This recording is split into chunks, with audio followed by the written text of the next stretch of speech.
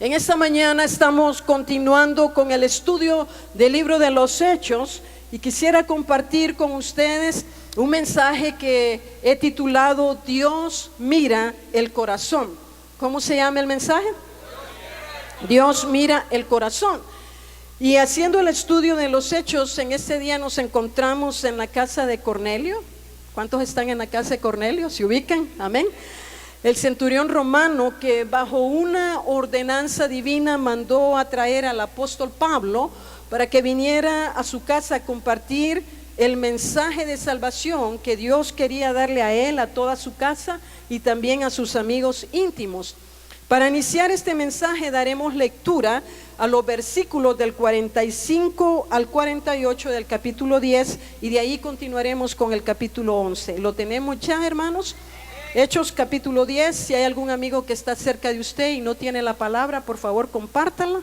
Y vamos a leer en el nombre del Padre, del Hijo y del Espíritu Santo, versículos del 45 al 48.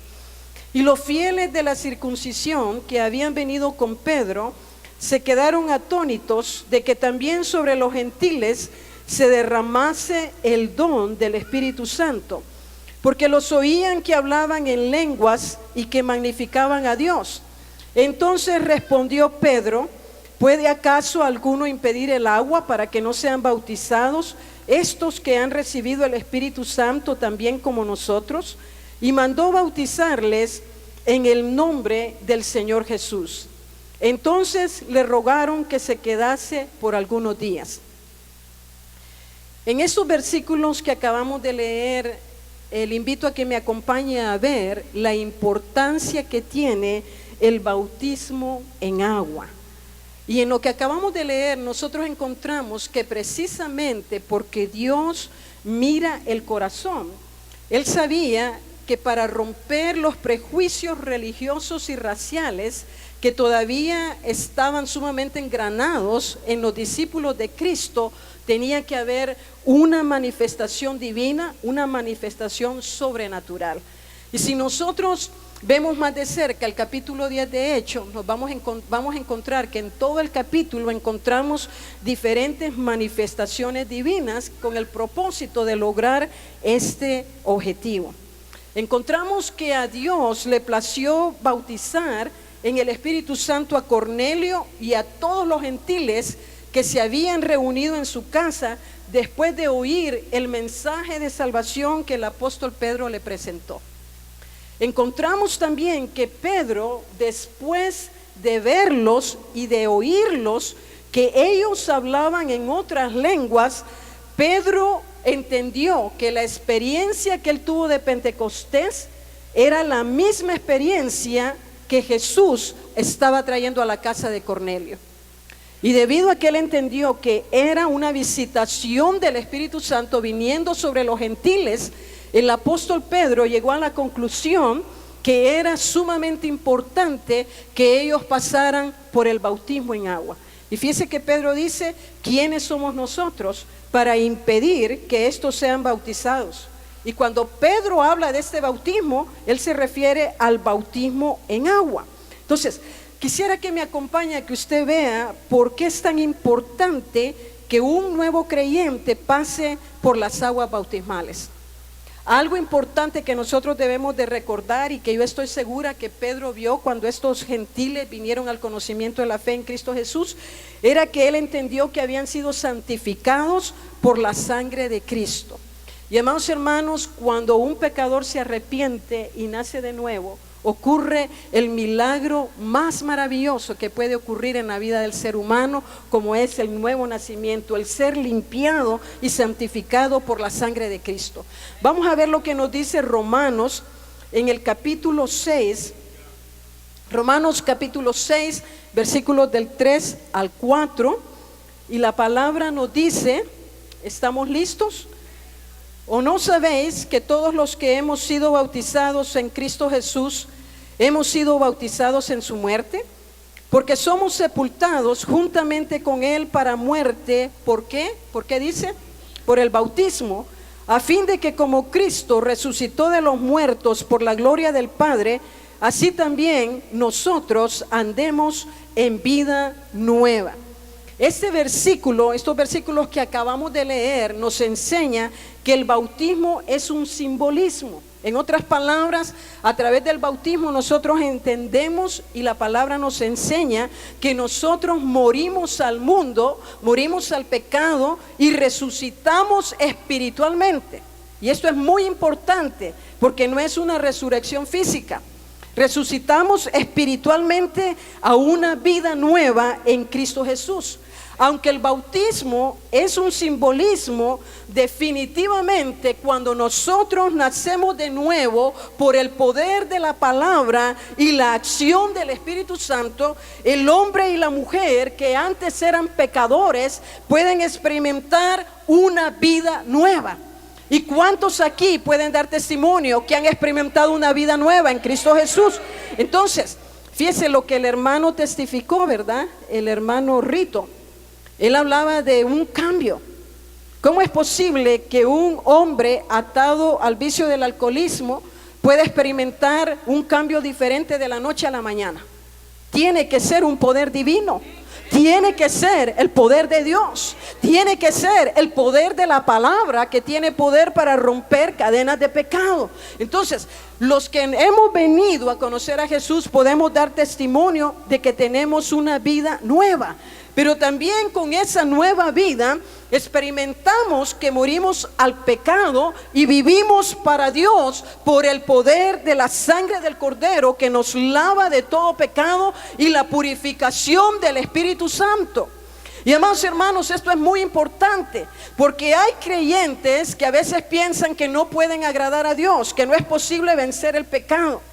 Cuando nosotros le hablamos de Cristo a la gente que no conoce al Señor, una de las primeras cosas que ellos nos dicen, no, es que yo no acepto porque no puedo hacer ese compromiso, porque yo no puedo ser fiel. Es que yo no puedo cumplir todos los mandamientos de Dios. Y déjeme decirle de que humanamente ningún ser humano puede cumplir los mandamientos de Dios. Ningún hombre, ninguna mujer puede obedecer a la palabra de Dios. Tiene que ser la acción del Espíritu Santo a través de la santificación, ayudando al creyente para obedecer la palabra. Entonces, aquí lo que estamos viendo, que la santificación la tiene que efectuar Dios en nuestra vida. Ahora, que cuando el Espíritu Santo viene y santifica al creyente, es mi responsabilidad. Una vez ya estoy en la luz y camino en una vida nueva, es mi responsabilidad mantenerme santificando. Pero es una obra divina y eso nos debe de dar aliento, porque nosotros no podemos en nuestra fuerza humana agradar a Dios. Tiene que ser la obra de Dios en nuestra vida. Antes estábamos muertos en nuestros delitos y pecados, eso es lo que dice la Biblia. Pero al aceptar a Jesús como Señor y Salvador de nuestra vida, ocurre una resurrección espiritual. Y esto es lo que se deja ver en el bautismo. Ahora, siguiendo la ordenanza bíblica sobre el bautismo, nosotros lo hacemos por inmersión. Esto quiere decir que los creyentes que son sumergidos, zambullidos en el agua. Amén. Entonces, pero no se asuste, tenemos buenas manos que los van a sumergir allá en el lago. Gloria al nombre del Señor. Y precisamente por el simbolismo que esto significa, ¿verdad? Que el bautismo representa, cuando nos sumergen en el agua, eso significa o representa que estamos siendo sepultados espiritualmente. Estamos muriendo al pecado y al mundo. Y cuando nos sacan del agua, eso significa, representa que estamos resucitando con Cristo a una nueva vida. También hacemos esto del paso del bautismo por obediencia a la palabra de Dios. La Biblia nos dice que Jesús, aún siendo el Hijo de Dios, Él pasó por las aguas del bautismo. Y Él lo hizo también para cumplir los mandamientos de Dios y para darnos ejemplo. ¿Para qué? Para que nosotros podamos seguir sus pisadas. Así que cuando usted que se va a bautizar está dando este paso, lo que usted está haciendo es que está demostrando su fe en el Señor y también su obediencia a Dios y a su palabra. Y los que todavía lo están pensando, ¿verdad? Les animamos en el nombre del Señor que no lo piensen mucho. Este es un asunto que no se tiene que pensar, es un asunto de fe y de obediencia. Ahora bien, el versículo 48, no sé cuántos de los que leyeron se fijaron en esto. Volvamos por favor a Hechos. Gloria al Señor. Hechos, el capítulo 10, versículo 48. Dice este versículo, y le pido que lo leamos todos juntos, por favor. ¿Qué dice el versículo? Y mandó bautizarles en el nombre del Señor Jesús. Entonces le rogaron que se quedase por algunos días. Este versículo 48, al igual que otros pasajes en el libro de Hechos, donde se habla de que el bautismo en agua lo hacían en el nombre de Jesús, ha sido interpretado por la secta de los solo Jesús para decir que el bautismo tiene que hacerse solamente en el nombre de Jesús, pues Pedro así lo enseñó. Esto es un craso error doctrinal. La Biblia no enseña esto. Esto ha sido una mala interpretación de la palabra. La Biblia nunca enseñó que el bautismo se tenía que hacer solamente en el nombre de Jesús. Déjeme explicarle y le suplico por favor su atención, no se me distraiga. Hoy en día en las iglesias hay mucha falta de sana doctrina. Se interpretan las cosas de una forma muy liviana. Y amados hermanos, la sana doctrina es importante, porque la sana doctrina preserva los cimientos de nuestra fe. La sana doctrina le preserva a usted como creyente de vivir una vida agradable delante de Dios.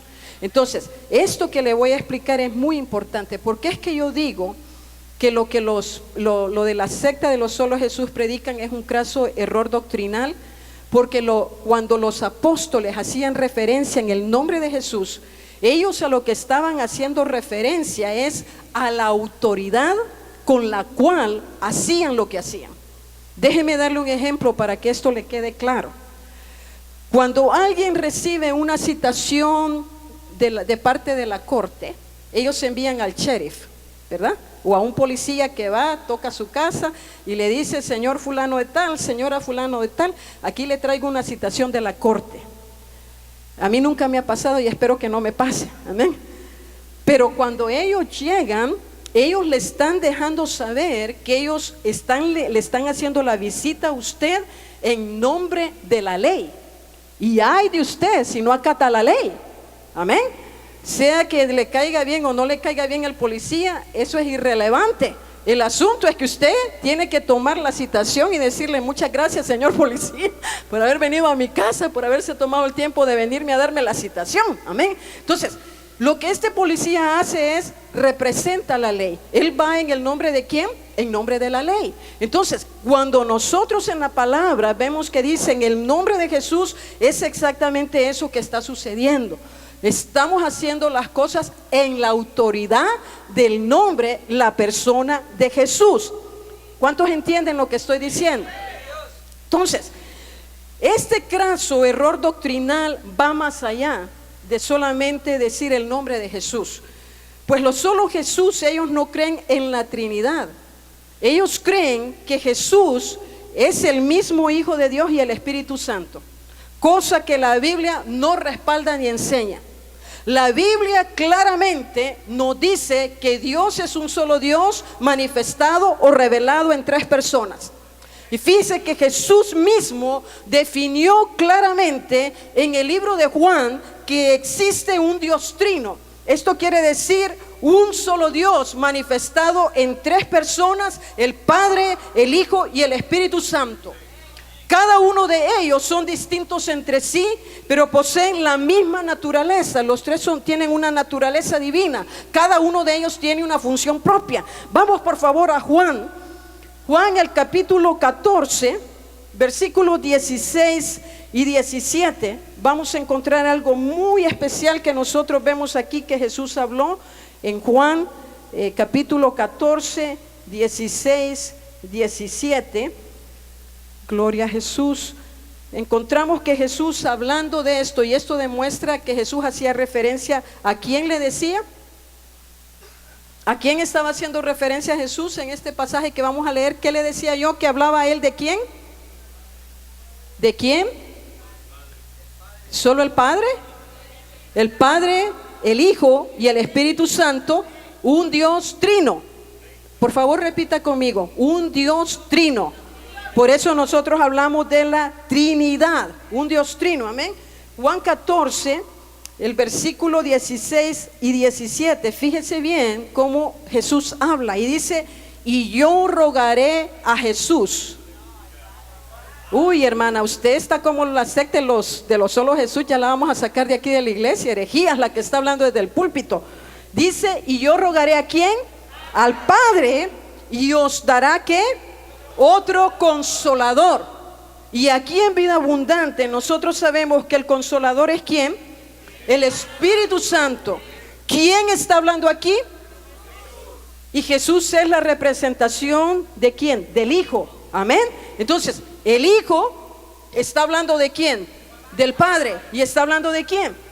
Del Espíritu Santo. Entonces dice, y yo rogaré al Padre y os dará otro consolador para que esté con vosotros para siempre, el Espíritu de verdad, a cual el mundo no puede recibir porque no le ve ni le conoce, pero vosotros le conocéis porque mora con vosotros y estará en vosotros.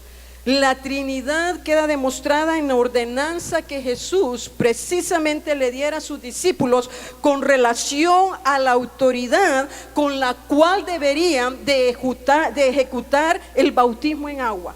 Mateo el capítulo 28 versículo 19, ese es un versículo que ya casi todos lo sabemos, ¿verdad? ¿Qué es lo que dice Mateo 28, 19? Id por todo el mundo y predicad el evangelio a todas las naciones, bautizándolos en el nombre de ¿quién? En el nombre del Padre, del Hijo y del Espíritu Santo. Una vez más, vemos que Jesús está hablando de un Dios que trino, se presenta la Trinidad. Y amados hermanos, este estudio lo podríamos hacer muy extenso, pero yo no estoy ahorita hablando o predicando o enseñando sobre la Trinidad. Estoy hablando del bautismo en agua, pero es muy importante tocar este punto para que nosotros podamos entender la verdad del error. ¿Cuántos pueden decir amén a eso? Entonces, si alguien a usted le dice y le preguntan, ¿y ya te bautizaste en agua? Y usted va a decir, sí, ya me bauticé, gloria a Dios. Y le dicen, ¿y cómo te bautizaron? ¿Qué le va a decir usted? Me bautizaron en el nombre del Padre, del Hijo y del Espíritu Santo. Y si alguien le dice, ese bautismo es chueco, ¿verdad? Porque hay gente que así dice, no solo las tarjetas del Seguro Social son chuecas. Hay gente que así dice, ese bautismo no vale, ese bautismo es chueco, porque te debieron de haber bautizado en el nombre de Jesús. ¿Qué va a decir usted? Usted ya sabe la verdad, amén. Aquí le estamos explicando qué es lo que la palabra nos enseña sobre el bautismo. Y eso es importante, hermano, no se deje enredar por los hijos del diablo. Porque la palabra de Dios dice que el diablo es padre de mentira. Entonces, cuando nosotros abrazamos las mentiras del enemigo, estamos abrazando la naturaleza del enemigo con nosotros. Y amados hermanos, Dios nos ha llamado a caminar en la verdad de la palabra. La palabra de Dios dice, y la verdad os hará libres. Por eso es tan importante que nosotros nos aseguremos de que enseñamos la sana doctrina, que predicamos la sana doctrina. Así cuando el error venga, usted lo va a poder ¿qué? Diferenciar, lo va a poder saber qué es lo que la Biblia dice y por qué yo he creído lo que estoy creyendo. Ahora pasemos por favor a ver el reporte de Pedro sobre la conversión y el bautismo de estos primeros gentiles, este reporte que él le diera a la iglesia de Jerusalén. Vamos a ver lo que nos dice Hechos, el capítulo 11, ahora sí ya vamos a entrar a Hechos capítulo 11 y vamos a dar lectura a los versículos del 1 al 18. Dice la palabra, oyeron los apóstoles y los hermanos que estaban en Judea, que también los gentiles habían recibido la palabra de Dios. Y cuando Pedro subió a Jerusalén, disputaban con él los que eran ¿de qué? De la circuncisión, diciendo, ¿por qué has entrado en casa de hombres incircuncisos y has comido con ellos? Entonces comenzó Pedro a contarles por orden lo sucedido, diciendo, estaba yo en la ciudad de Jope orando y vi en éxtasis una visión, algo semejante a un gran lienzo que descendía, que por las 4 puntas era bajado del cielo y venía hasta mí. Cuando fijé en él los ojos, consideré y vi cuadrúpedos terrestres y fieras y reptiles y aves del cielo. Y oí una voz que me decía, levántate Pedro, mata y come. y dije, Señor, no, porque ninguna cosa común o inmunda entró jamás en mi boca. Entonces la voz me respondió del cielo por segunda vez, lo que Dios limpió, no lo llames tú común. Y esto se hizo 3 veces y volvió todo a ser llevado arriba al cielo. Y he aquí, luego llegaron 3 hombres a la casa donde yo estaba, enviados a mí desde Cesarea, y el Espíritu me dijo que fuese con ellos sin dudar. Fueron también conmigo estos 6 hermanos, y entramos en casa de un varón, quien nos contó cómo había visto en su casa un ángel que se puso en pie y le dijo, envía hombres a Jope y haz venir a Simón, el que tiene por sobrenombre Pedro. Él te hablará palabras por las cuales serás salvo tú y toda tu casa. Y cuando comencé a hablar, cayó el Espíritu Santo sobre ellos también, como sobre nosotros al principio. Entonces me acordé de lo dicho por el Señor cuando dijo, Juan ciertamente bautizó en agua, mas vosotros seréis bautizados con el Espíritu Santo. Si Dios pues les concedió también el mismo don que a nosotros que hemos creído en el Señor Jesucristo, ¿quién era yo que pudiese estorbar a Dios? Entonces, oídas estas cosas, callaron y glorificaron a Dios diciendo, de manera que también a los gentiles ha dado Dios arrepentimiento para vida.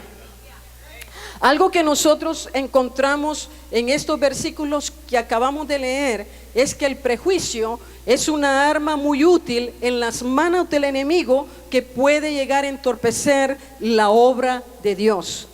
Un prejuicio, hermanos, es una opinión o un juicio que nosotros hacemos a priori. Eso quiere decir de antemano, sin tener un conocimiento apropiado.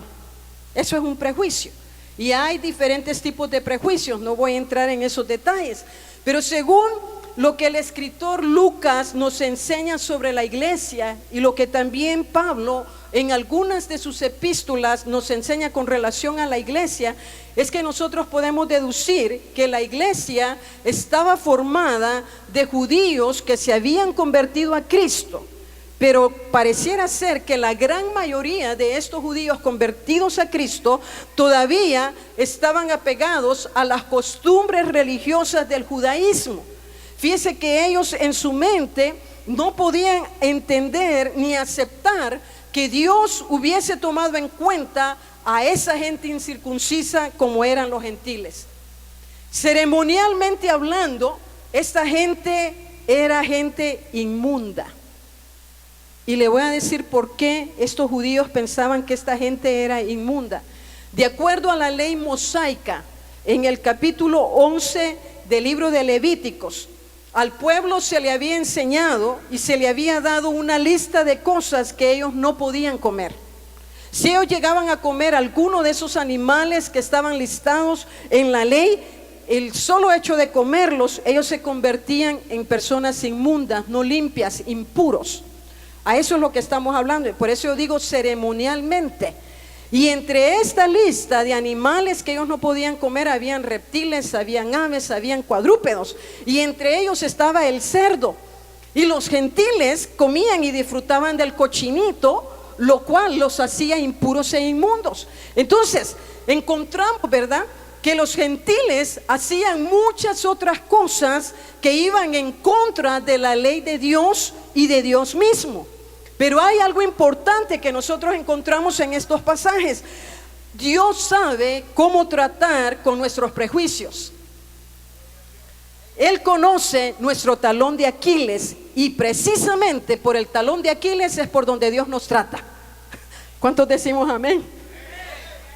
Dios sabe cuál es su debilidad, cuál es mi debilidad, y con relación a los prejuicios, Dios conoce qué tan prejuiciosos nosotros somos. Pero el Señor aprovechó, y esto es tan especial, la manera como Dios trata con su pueblo. A veces Dios tiene un espíritu jocoso, una manera jocosa de cómo tratar con nosotros. Dios aprovechó que Pedro estaba orando, y la Biblia dice que él estaba orando. ¿A qué hora? Los estudiosos del libro de Hechos, ¿a qué horas? No, Cornelio estaba orando a las 3. La hora de las 12, la del mediodía. Pedro estaba orando y mire cómo es Dios que aprovechó la hora del mediodía. La hora del mediodía es la hora del almuerzo en nuestros países latinos. Aquí cuesta mantener la hora del almuerzo, que es las 12, amén. Pero mire, el Señor aprovechó que Pedro estaba orando justo a la hora del mediodía. Y la Biblia dice que se le despertó un apetito terrible. ¿A cuántos de nosotros nos ha pasado que cuando tenemos una gran hambre, y hablo de una gran hambre, y no estamos cerca de la casa, ni siquiera cerca de un lugar, un buen restaurante, no estoy hablando del McDonald's, de Wendy's, ni de todo eso, ni de Taco Bell, amén? ¿A cuántos de nosotros nos ha pasado que tenemos una gran hambre y queremos algo sólido, algo que nos sustente, algo que nos dé la fuerza para seguir en el día? Y comenzamos a ver que delante de nuestros ojos pasa la carne asada, y después de la carne asada empezamos a ver que pasan las tortillas recién hechas del comal, y si no están hechas recién del comal, las vemos tostaditas, ¿verdad? Y comenzamos a añadirle, si tuviera un poco de arroz, y no puede faltar el chimol con la carne asada, ¿verdad? Y nosotros empezamos a ver todo eso y comenzamos a ver que estamos alucinando. Pero ¿sabe qué? Pedro no estaba alucinando. Nosotros sí alucinamos, pero Pedro, él estaba teniendo una visión. Eso es lo que la Biblia nos dice. Y en esa visión, qué tremendo tener una tremenda hambre, y que comienza a ver que un lienzo comienza a bajar del cielo. Él estaba en la azotea, un gran lienzo, dice la Biblia, que tenía todos los animales que le he mencionado. Y dice la Biblia que el lienzo descendía y bajaba. Y yo me imagino que el pobre Pedro, con la tremenda hambre que tenía, se empezó a frotar los ojos, que no podía creer lo que veía, y a tocarse la panza diciendo, estoy viendo alucinaciones. Y cuando él vio que el lienzo seguía bajando y subía y bajaba, y hermanos, yo pienso que para un judío, así como era Pedro, que todavía tenía prejuicios, ver que este lienzo cargado de animales inmundos, impuros, sucios, descendía del cielo, yo creo que eso a él lo impresionó más, que tenía que venir del cielo. Y me imagino que Pedro, cuando oyó la voz, entró en terror, porque la voz le dice, fíjese bien lo que dice la palabra, la voz le dice, Pedro, ¿qué le dice? Levántate. ¿Qué le dice? Pedro, levántate, mata y come. Uy, yo me imagino que Pedro ha de haber dicho, no puede ser que yo estoy escuchando esa voz que me dice que mate estos animales que a mí me han enseñado, la ley me ha enseñado que son inmundos. Y la reacción de Pedro es que exclama aterrorizado, Señor, no, porque ninguna cosa inmunda entró jamás en mi boca. Y la respuesta que encontramos de Dios es que le dice, lo que Dios limpió, no lo llames tú común. Dios mira el corazón, y él mejor que nadie sabía que a menos que hubiese una manifestación sobrenatural que sucediera, los prejuicios de su iglesia compuesta por judíos, los gentiles no serían alcanzados con la predicación del evangelio. Aunque Pedro no entiende claramente lo que estaba pasando, Pedro decide obedecer a la voz del Espíritu Santo. Y ahí, hermanos, es una enseñanza para nosotros muy importante, porque a veces en nuestro caminar con Cristo vamos a pasar por situaciones que no tienen sentido, pero que Dios nos habla y nos muestra lo que debemos de hacer. El consejo de la palabra de Dios es que cuando el Espíritu de Dios nos habla, nos haría bien a nuestra alma, a nuestro ser, a nuestra familia, escuchar y aplicar lo que Dios nos está mandando a hacer. En medio de lo desorbitado que tal vez se sentía Pedro, en medio de la gran hambre que tenía, en medio tal vez de lo aterrorizado que estaba de ver esa visión de animales inmundos, no limpios, Pedro escucha la voz del Espíritu. Y fíjese que allí, ¿verdad?, el Espíritu de Dios lo prepara. Llegan estos hombres a visitarlo, y Pedro pregunta por qué razón lo habían llegado a buscar a Jope. Estos hombres le explican por qué habían llegado, que Cornelio había tenido una visitación de un ángel donde le decía que debía de ir a buscarlo para que le diera el mensaje de salvación. Y algo que yo encuentro muy peculiar en Pedro con relación a esto, a los prejuicios, hermanos. La ley decía de que en cualquier asunto que se tuviera que tratar tenían que haber testigos, y la ley estipulaba, de acuerdo a Deuteronomio, el capítulo 19, versículo 15, que tenían que hacerlo en la presencia ya sea de 2 o de 3. Pero ¿cuántos testigos decidió llevar el apóstol Pedro con él a Cesarea? 6. Él duplicó el número de lo que la ley decía y él dijo, mejor voy preparado, si cualquier cosa pasa allá, llevo 6 conmigo. Mire cómo somos nosotros con los prejuicios. Tal vez nosotros podríamos decir, ese Pedrito era cosa seria con los prejuicios, pero pensemos nosotros por un momento, ¿cuáles son los prejuicios que pueden haber en nuestras vidas que nos pueden impedir que una persona sea salva? En muchas iglesias aceptan a los pobres porque dicen, a los pobres ha sido dado el evangelio y no pueden llegar los ricos. Eso es un prejuicio, pensar que los ricos no merecen la salvación solo porque son ricos.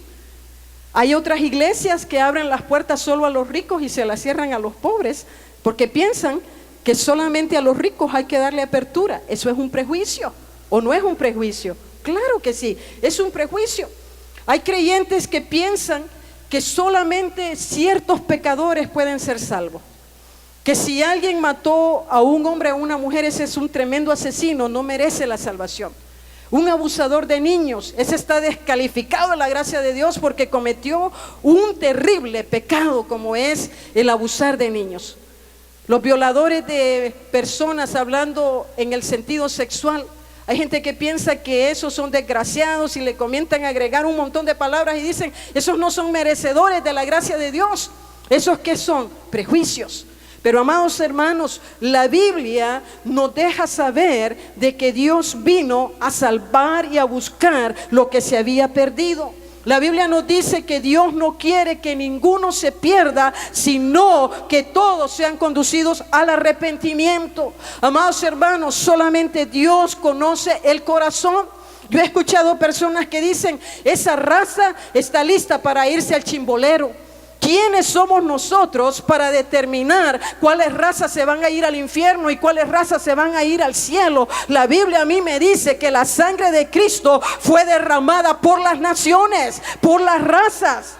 Nosotros no somos quienes para determinar si solo los musulmanes van a entrar, si solo los hindúes o si los budistas se van a ir al infierno. Que Dios nos guarde que nosotros hagamos esos juicios apresurados, precipitados, porque la gracia de Dios fue derramada para la salvación de toda la humanidad.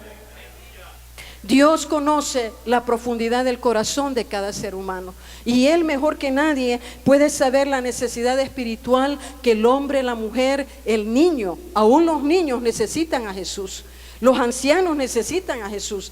Hay iglesias, amados hermanos, que cuando las personas están llegando a su ocaso y tienen ya 65, 70, 75, 80 años, hay iglesias que no le ponen atención porque piensan que esa gente ya no tiene nada que dar. Pero yo quiero decirle que nosotros somos llamados a apreciar no el cascarón, sino lo que la gente tiene adentro. Y eso es el alma, amén. No importa la edad, no importa el trasfondo social, no importa de dónde usted venga, si usted tiene un alma, usted vale mucho para Dios. Fíjese que los hombres enviados por Cornelio le dicen a Pedro que Dios usó un ángel para darle un mensaje preciso a Cornelio. Observemos un punto muy importante, que la obediencia de Cornelio a las instrucciones angelicales sería un canal, no el medio que Dios usaría para llevarlo a la salvación. Repito esto, la obediencia de Cornelio al mensaje angelical que recibió era un canal, pero no el medio por el cual Dios iba a enviar la salvación a este hombre y a toda su casa. Le voy a explicar esto.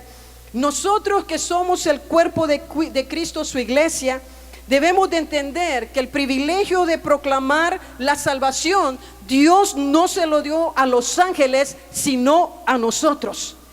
Acompáñenme a ver esta cita muy importante de Primera de Pedro, el capítulo 1, versículos del 10 al 12.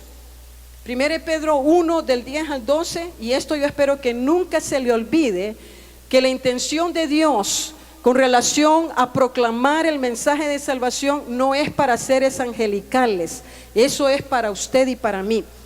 1 Pedro capítulo 1 versículo 10 al 12 dice: Los profetas que profetizaron de la gracia destinada a vosotros inquirieron y diligentemente indagaron acerca de esta salvación, escudriñando qué persona y qué tiempo indicaba el Espíritu de Cristo que estaba en ellos, el cual anunciaba de antemano los sufrimientos de Cristo y las glorias que vendrían tras ellos.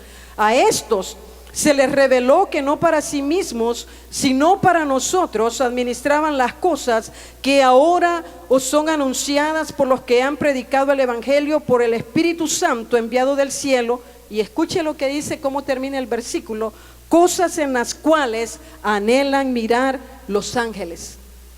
Esto quiere decir que los ángeles quisieran tener el privilegio que usted y yo tenemos de predicar a Cristo.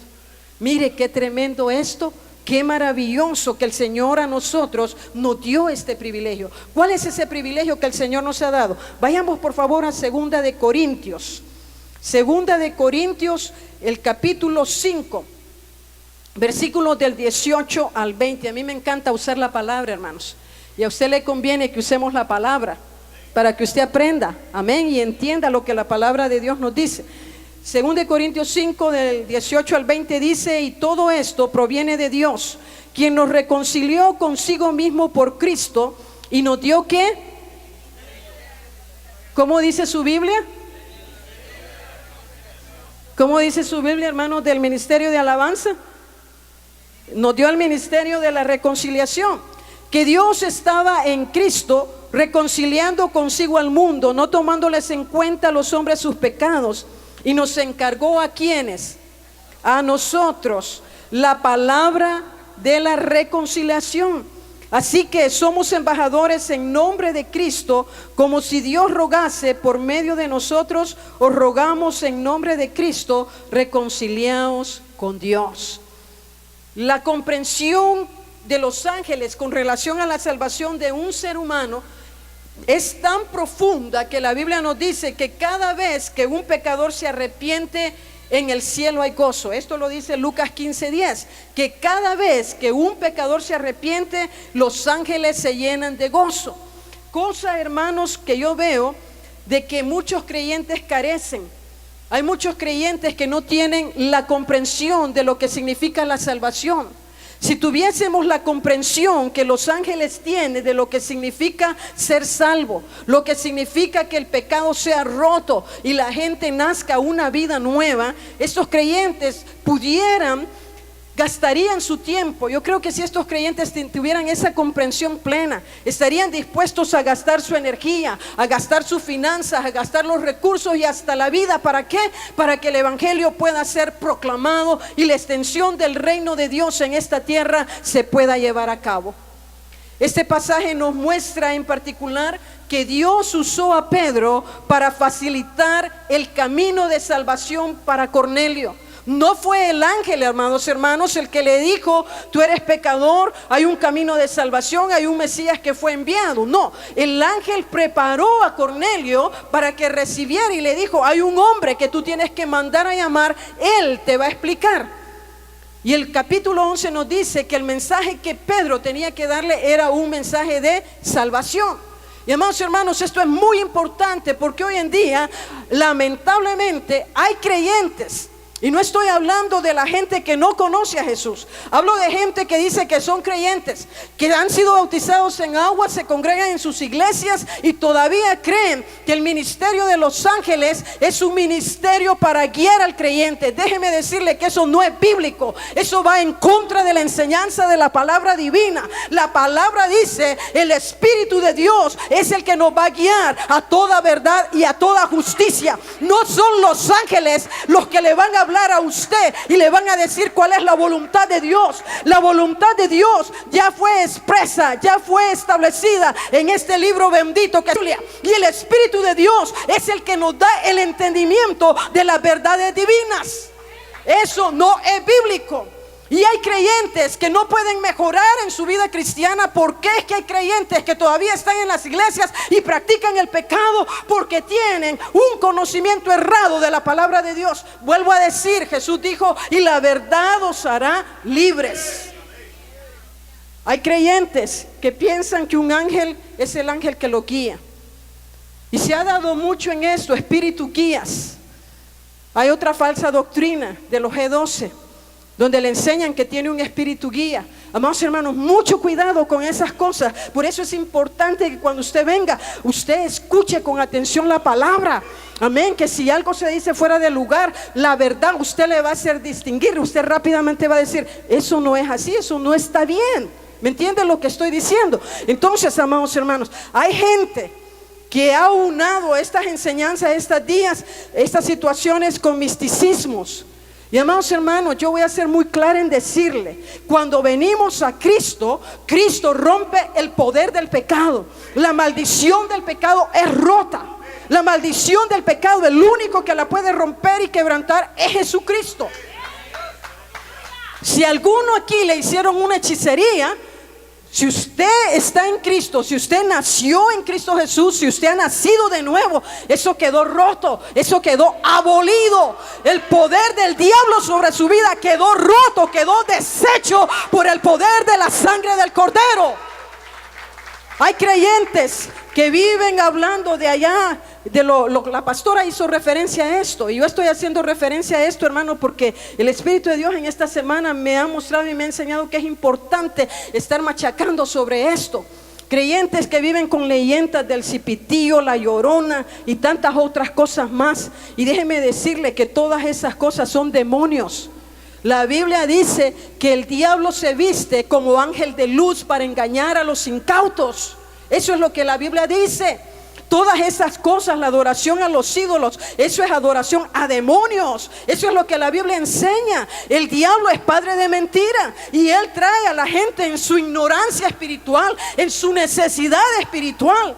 El diablo, que el Señor lo reprenda por eso, porque es padre de mentira. Él es un aprovechador de su necesidad. Amigo que usted está aquí en esta mañana, amiga que usted ha venido, déjeme decirle que el enemigo se aprovecha de la necesidad que usted tiene, no para ayudarle, sino para destruirlo, para impedir que usted nazca a la vida cristiana en Cristo Jesús, para impedir que usted pueda tener la oportunidad de una vida diferente, una vida de gozo, una vida de paz, una vida de perdón, una vida de libertad en Cristo Jesús. Pero hay gente que ha abrazado, y tenemos creyentes, yo espero que no aquí en Vida Abundante, pero sí sé que hay en otras iglesias, y si los hubiesen aquí en esta mañana, escuche lo que el Espíritu de Dios le está hablando, porque cuando usted vino a Cristo, todas las cosas son nuevas. ¿Qué es lo que usted tiene que hacer? Empezar a sacar eso, empezar a cambiar su mentalidad. Empezar a creer no los cuentos de la abuelita, no los cuentos del abuelito, no los cuentos de mi compadre, de mi comadre, no los cuentos de mi tía, de mi tío, ¿me entiende? Sino que yo voy a creer a quién, a lo que Jesús me dice, a lo que la palabra me enseña. Yo voy a creer a lo que Él me dice.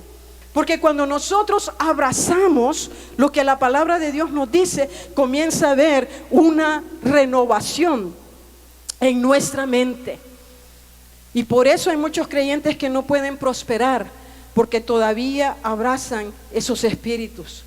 Pero Jesús dijo, para esto vino el Hijo de Dios, para deshacer las obras del diablo. Mucho cuidado con eso de que hay un ministerio. Sí, hay un ministerio angelical que Dios ha puesto a favor de los creyentes. Ellos son ministradores, quiere decir que nos ayudan. Han habido testimonios de misioneros que se han encontrado en terribles situaciones donde no había una persona humana, un ser humano que los auxiliara, y Dios en esa necesidad en particular envió a un ángel para que les ayudara, pero no para salvarlos, no para hablarles, sino para ayudarles. Eso es lo que la Biblia dice, que son ángeles ministradores. Continuando con nuestro pasaje, encontramos que en la casa de Cornelio Jesús lo visitó. Y lo visitó con Pentecostés, así como aquel día que estaban los apóstoles, la iglesia reunida en el aposento alto en Jerusalén. Y la Biblia dice que ellos recibieron el don del Espíritu Santo. Y amados hermanos, en estas enseñanzas de la escuela dominical estamos viendo que un don es un regalo de Dios. La palabra don viene del griego carismata, y esa palabra quiere decir un regalo, algo que Dios le entrega a usted. Los dones del Espíritu Santo, y es aquí donde debemos de marcar la diferencia, porque en la palabra de Dios se nos habla de dones ministeriales, eso quiere decir llamamientos al ministerio, Hay dones de servicio, eso quiere decir los dones que Dios nos ha dado para servirle. Pero hay dones espirituales. Y los dones espirituales únicamente son dados por el Espíritu Santo. Y estos dones espirituales, la Biblia nos dice que son operaciones del Espíritu. Es el Espíritu actuando a través de esa persona que el Espíritu Santo escoge usar con un determinado don. ¿Para qué? Para que la iglesia sea edificada. Entonces la Biblia nos dice que ellos recibieron ¿el qué? El don del Espíritu Santo. Y en este pasaje en particular que estamos meditando en esta mañana, a lo que hace referencia es al derramamiento del Espíritu Santo. Eso es a lo que está haciendo referencia Lucas cuando habla de ese don que recibieron. En Hechos capítulo 2 versículo 39 nos dice que esta es la promesa. Es una promesa del Padre que Dios ha hecho para su iglesia. El bautismo en el Espíritu Santo es una llenura que el creyente recibe. Y con esa llenura el creyente recibe una investidura de poder, de autoridad. Primordialmente recibimos la llenura del Espíritu Santo o el bautismo del Espíritu Santo para testificar de Cristo. Eso es lo que dice la Biblia. Y recibiréis poder, dijo Jesús en Hechos capítulo 8, cuando haya venido sobre vosotros el bautismo del Espíritu Santo, sobre vosotros el Espíritu Santo, y me seréis testigos. Un testigo es alguien que habla de lo que ha visto y oído. Amén. Entonces nosotros testificamos de la salvación que Cristo nos ha dado. Muchas gracias, hermano, muy amable.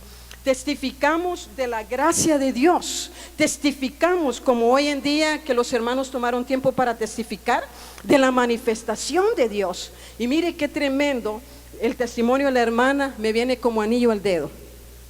Porque estamos hablando de los dones del Espíritu, las operaciones del Espíritu. El Señor usó a la hermana con el don de ciencia. Ella vio un hígado que estaba completamente arruinado. Eso es la operación del don de ciencia. La hermana nunca lo hubiera podido ver en su habilidad natural. ¿Alguno de ustedes puede ver el corazón? Solo Dios. Pero hay cosas que Dios muestra a través de las operaciones de los dones del Espíritu Santo en acción. Entonces, el Señor, el Espíritu Santo, le plació. ¿Para qué? Para bendecir a una persona que estaba en necesidad. Alguien que necesitaba una intervención divina de que ese hígado fuera restaurado. La ciencia, hermanos, no puede crear órganos nuevos. Hoy en día, la ciencia dice, bueno, voy a arreglarle la rodilla, pero no le pueden dar una rodilla nueva. Le pueden poner los clavos en la rodilla, lo mismo en la espalda, y hay mucha gente que carga un montón de clavos hoy en día en la espalda, no se le miran por la operación que le hicieron.